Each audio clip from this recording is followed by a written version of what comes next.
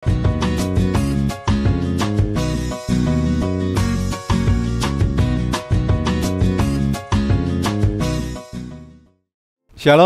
Bapak Ibu yang dikasihi oleh Tuhan. Kembali kita jumpa di dalam program Life Study. Barang siapa yang berhenti belajar akan berhenti bertumbuh. Mari kita bersama-sama berdoa terlebih dahulu. Bapa kami dalam surga, kami bersyukur boleh kembali melayani Tuhan melalui program Life Study ini. Berkati saat ini ya Bapa, sehingga ilham roh bekerja melalui hamba-Mu dan firman Tuhan disampaikan dengan penuh kuasa. Terima kasih Bapa, di dalam nama Tuhan Yesus Kristus kami sudah berdoa dan mengucap syukur. Amin. Nah Bapak Ibu sekalian yang dikasihi oleh Tuhan, memasuki bulan Agustus bagi kita bangsa Indonesia adalah satu bulan yang sangat khusus.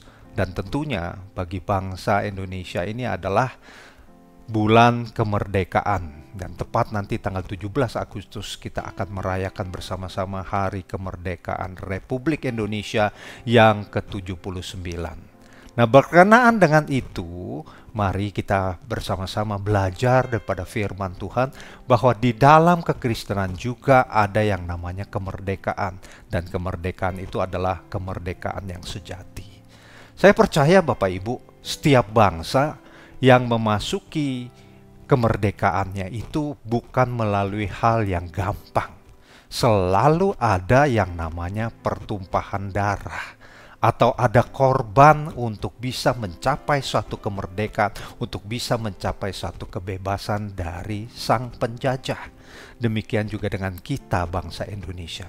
Kita tahu melalui perjuangan yang begitu keras, melalui perjuangan yang begitu berat, banyak pahlawan-pahlawan yang sudah mengorbankan jiwa raganya untuk bisa mencapai kemerdekaan. Nah, di dalam kekristenan sendiri tentu kita tahu bahwa tadinya kita ini adalah umat-umat yang berdosa. Bahkan di dalam Roma pasal 3 ayat 23 kan dikatakan bahwa semua manusia itu sudah jatuh di dalam dosa dan hilang kemuliaannya. Nah, hanya satu pribadi yang dapat membebaskan kita dan betul-betul kita menjadi merdeka. Mari kita lihat firman Tuhan di dalam Yohanes pasal 8 ayat 36. Apa yang dikatakan firman Tuhan di sana? Firman Tuhan berkata demikian. Jadi apabila anak itu memerdekakan kamu, kamu pun benar-benar merdeka. Nah, siapa yang dimaksud dengan anak di dalam ayat ini? Anak dengan huruf besar A, huruf besar itu yang dimaksudkan adalah Tuhan Yesus Kristus. Sebagai umat Kristen, kita tahu bahwa Tuhan Yesus Kristus itulah yang menjadi korban pengganti dosa-dosa manusia. Dan jikalau tidak ada yang namanya substitusi ini, maka kita sebagai manusia yang patutnya dihukum mati karena perbuatan-perbuatan dosa kita. Nah, harus ada yang namanya harga yang dibayar. Betul, kita tidak melakukan apapun juga untuk bisa menerima anugerah keselamatan ini.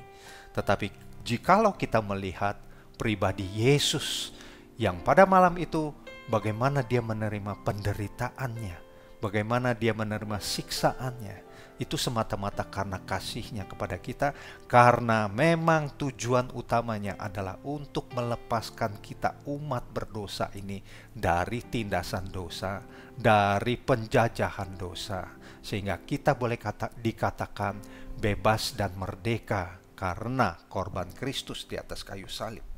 Nah, di dalam kekristenan ini bahwa tanpa disadari ada orang-orang yang masih suka juga hidup di dalam penindasan dosa, sadar atau tidak sadar. Yang tidak sadar adalah bahwa orang-orang Kristen yang sudah ada di dalam kekristenan, mereka masih suka hidup di dalam dunia yang namanya hal-hal yang klinik, bahwa tanpa sadar roh mereka itu terikat di dalamnya. Mereka masih percaya pada hal-hal yang bersifat mistis. Padahal di atas kayu salib hal-hal seperti itu juga adalah hal-hal yang termasuk dipakukan di atas kayu salib. Nah, tidak ada seorang atau sebuah bangsa manapun ketika sudah merdeka mereka masih mau dijajah. Apalagi khususnya kita ini bangsa Indonesia yang sudah 79 tahun menikmati kemerdekaan, jangan lagi mau masuk di dalam penjajahan. Nah, anehnya tapi justru di dalam kekristenan ini kita melihat beberapa orang Kristen senang ada di dalam penjajahan, yaitu mereka masih suka hidup di dalam percintaan dengan dunia ini. Tanpa sadar, mereka sudah ada di bawah belenggu dosa yang masih mengikat mereka. Nah, anugerah keselamatan ini sama sekali tidak ada campur tangan daripada manusia. Ini adalah pure atau murni inisiatif daripada Allah. Jikalau kita melihat Yohanes pasal 1 ayat 1 dikatakan firman itu menjelma menjadi manusia. Bahwa manusia Kristus Yesus itulah penjelmaan daripada firman. Kalau di dalam terjemahan lama dikatakan firman itu menjelma menjadi daging.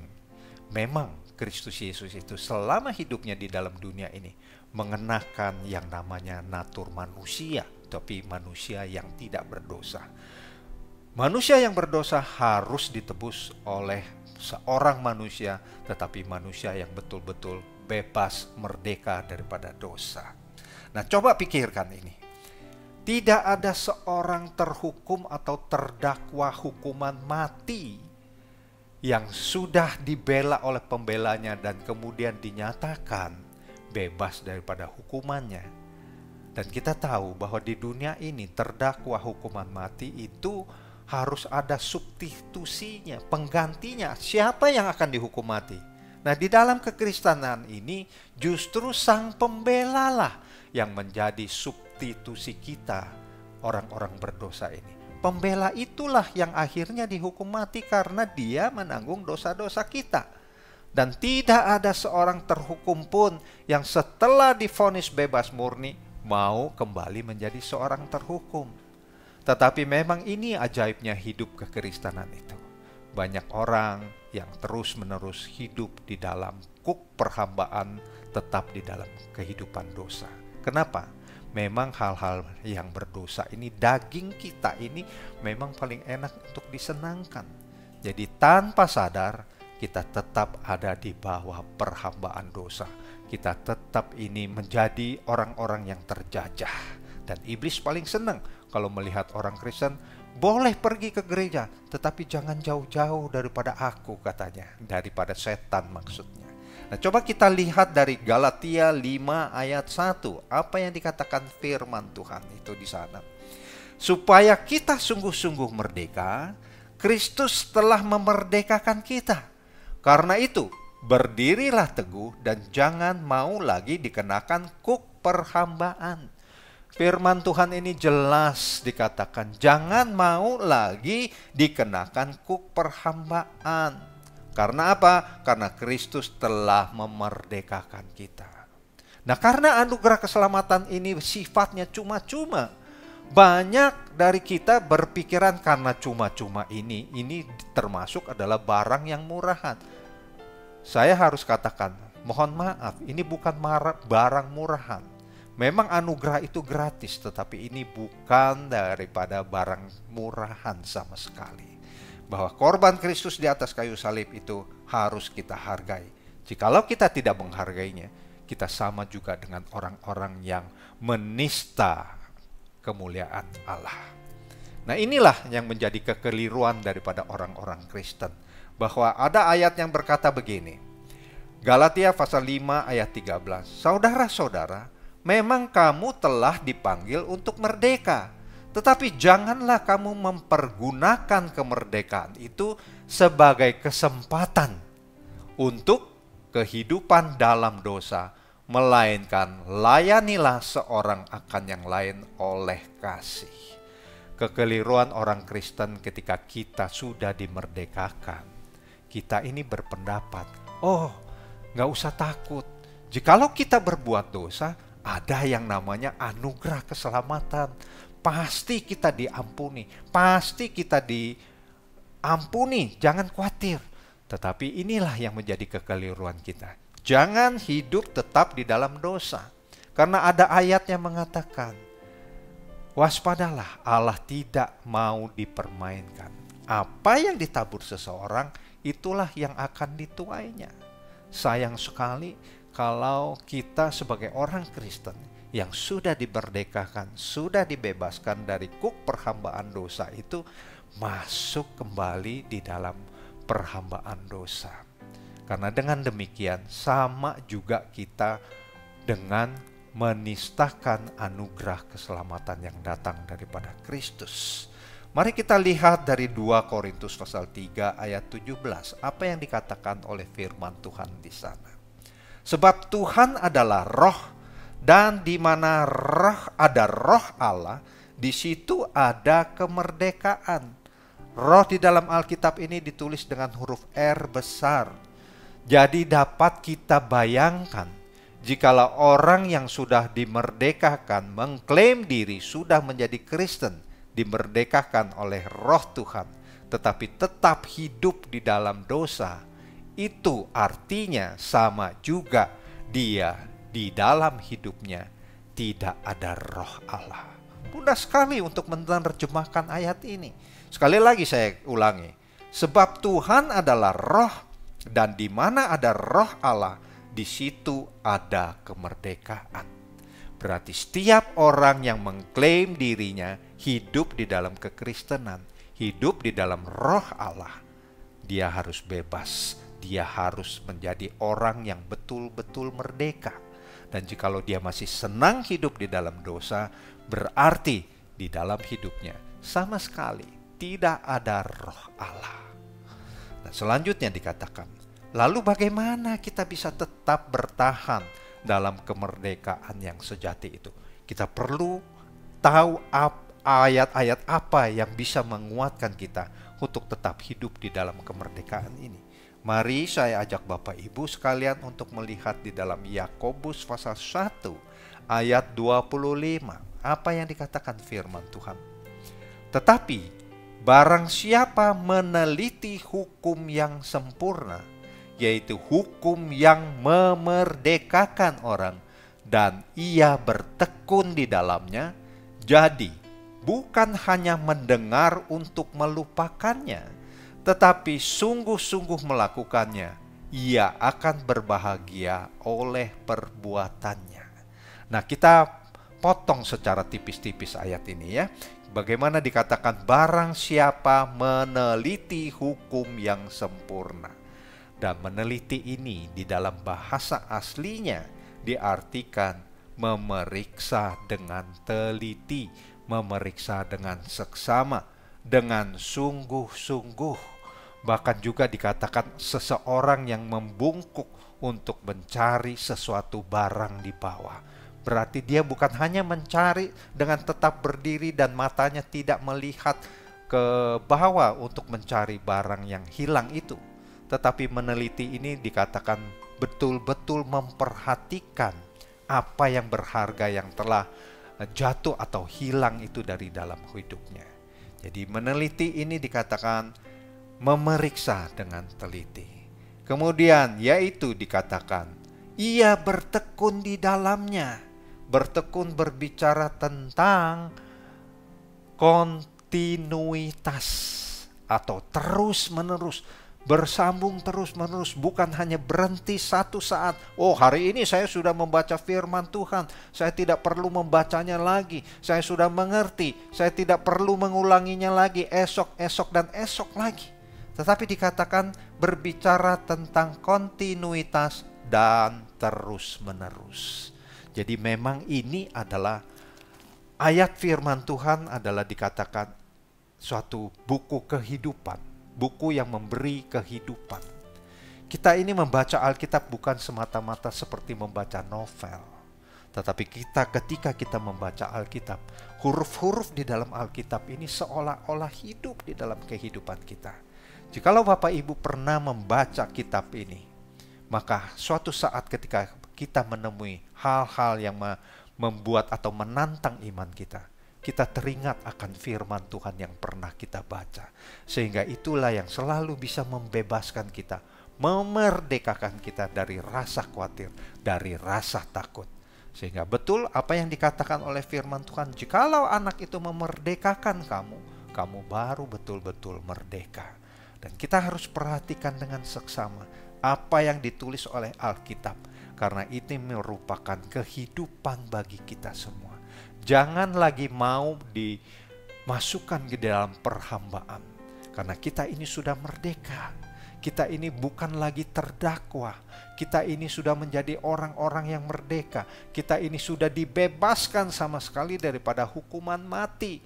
Dan harganya itu sangat mahal dan sangat sangat harus dihargai.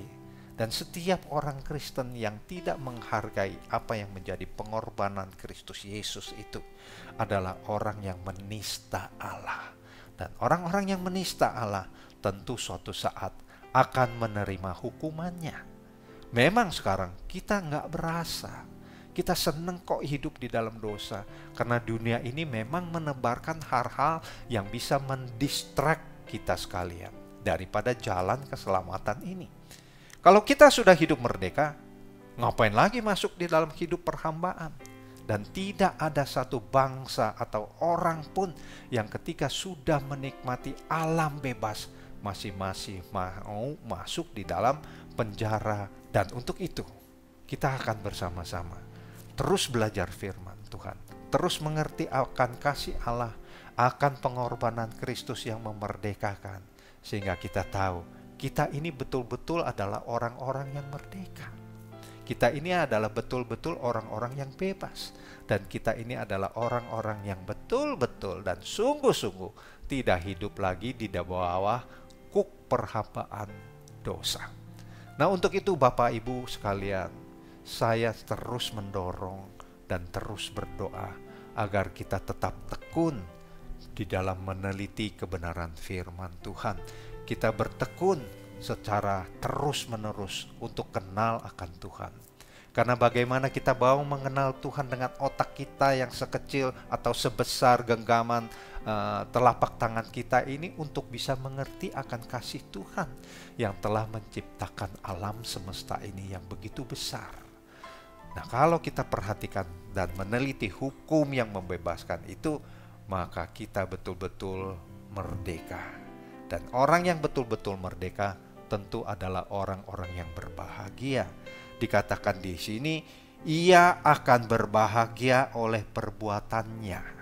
Dan kalau di dalam bahasa Inggris dikatakan ia adalah blessed be a man. Jadi orang-orang yang diberkati ketika orang-orang itu meneliti dengan sungguh firman Tuhan, tidak lagi merasa ini menjadi satu beban. Karena apa yang diberikan oleh Tuhan ini, firman yang membawa satu kehidupan. Dan kehidupan itu harus kita jalani dengan benar-benar. Nah, Bapak Ibu sekalian, mari sekali lagi, jangan lupa setiap hari firman itu menjadi sarapan kita. Sebelum kita menikmati sarapan jasmani, nikmati sarapan rohani terlebih dahulu. Kiranya firman Tuhan itu bisa memberkati kita sekalian, dan tentu Bapak Ibu menjadi orang-orang yang diberkati. Mari kita bersama-sama berdoa. Bapa kami di dalam surga, kami bersyukur bahwa di dalam Kristus Yesus ada satu kemerdekaan sejati yang tidak dapat direnggut oleh apapun juga. Jangan biarkan kami Tuhan mau lagi kembali dikenakan kuk perhambaan oleh dunia ini. Mungkin tanpa sadar saat ini kami masih melakukannya. Tetapi Tuhan tolong kami, lepaskan dan bebaskan kami. Dan ajar kami untuk terus mengenal akan Tuhan dengan meneliti secara tekun. Dengan meneliti firman Tuhan secara tekun dan kontinuitas dan terus menerus. Sehingga firman kehidupan ini betul-betul membebaskan kita. Karena kita harus merdeka daripada segala kuk perhambaan. Terima kasih Bapa, di dalam nama Tuhan Yesus Kristus kami sudah berdoa dan mengucap syukur. Haleluya. Amin. Bapak Ibu, pada kesempatan ini saya ingin mengatakan Dirgahayu Republik Indonesia yang ke-79. Dan sebuah bangsa yang sudah merdeka tidak mungkin lagi dapat dijajah. Dan kami dari Lifehouse Community ingin mengajak Bapak Ibu yang belum memiliki tempat ibadah, bahwa ibadah kami diadakan di Wang Plaza lantai 2 Jalan Panjang setiap hari Minggu jam 10. Ibadah ini akan dilengkapi dengan ibadah anak-anak sekolah minggu dan juga anak-anak remaja dan pemuda atau kita kenal di Lifehouse Community ini dengan ibadah katalis. Bapak Ibu sekalian yang dikasihi oleh Tuhan, jangan lupa, orang yang berhenti belajar akan berhenti bertumbuh. Kiranya Tuhan Yesus memberkati kita sekalian. Amin.